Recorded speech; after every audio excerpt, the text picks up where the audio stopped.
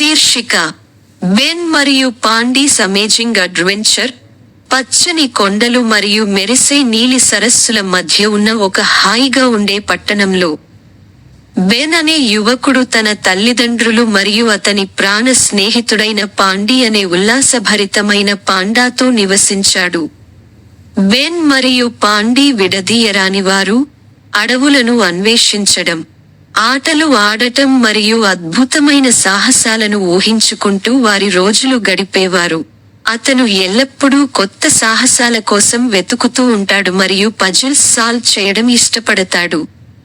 Pondy Ben కి best friend అయిన స్నేహపూర్వక మరియు ఉల్లాసభరితమైన పాండా. పాండీ శక్తితో నిండి ఉంటాడు, వెదురు తినడానికి ఇష్టపడతాడు మరియు ఎల్లప్పుడూ పెద్ద హృదయాన్ని కలిగి ఉంటాడు. లీలా బెన్ మరియు పాండీ వారి సాహసాలకు మార్గనిర్దేశం చేసే తెలివైన మరియు అద్భుత అటవీ అద్భుతం. గ్రుంబుల్ క్రోధ స్వభావం గల కానీ దయగల ముసలి తాబేలు సరస్సు దగ్గర నివసిస్తుంది మరియు తరచుగా బెన్ మరియు పాండీకి ఉపయోగకరమైన సలహాలు ఇస్తుంది. ది మిస్చీఫ్ మేకర్స్ విన్యాసాలు ఆడటానికి ఇష్టపడే కానీ హాని చేయని మరియు మంచి స్వభావం గల కొంటె రకూన్ల సమూహం.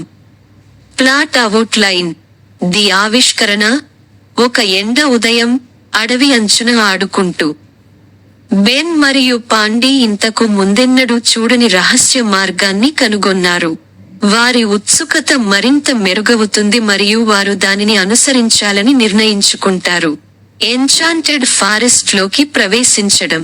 మార్గం వారిని అడవిలోని మంత్రముగ్ధమైన భాగానికి దారి తీస్తుంది.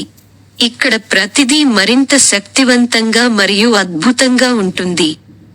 పువ్వులు మెరుస్తాయి, చెట్లు గుసగుసలాడుకుంటాయి మరియు జంతువులు మాట్లాడుకుంటాయి. లీలాను కలుసుకోవడం. బెన్ మరియు పాండీ లీలా అనే అటవీ అద్భుతాన్ని కలుస్తారు.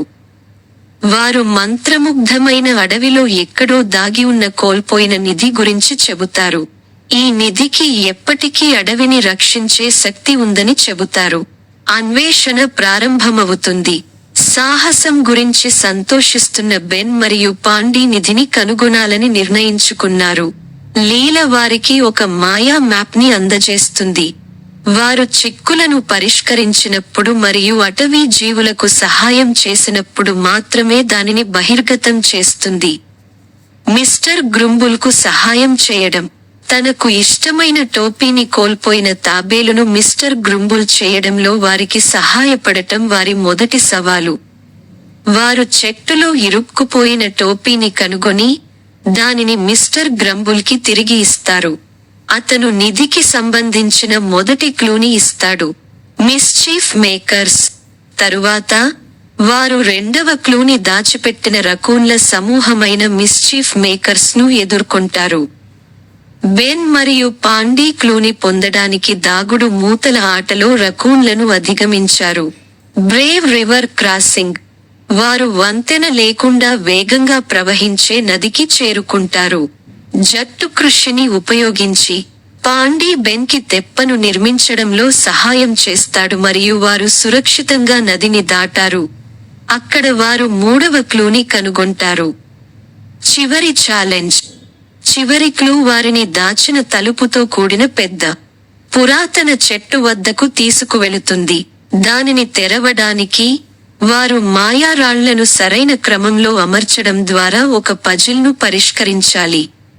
నిధిని కనుగొనడం.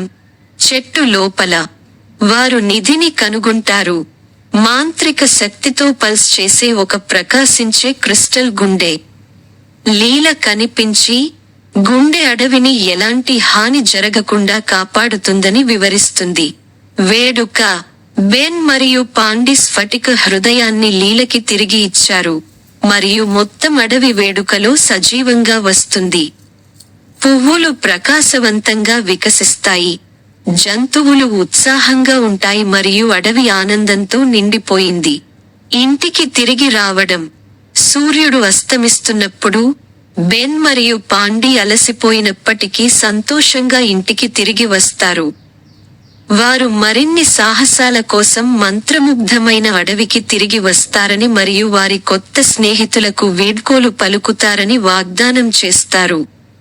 థీమ్లు: స్నేహం, జట్టు కృషి మరియు విధేయత ఏ సవాలునైనా ఎలా అధిగమించగలదో బెన్ మరియు పాండీల మధ్య బలమైన బంధం చూపిస్తుంది.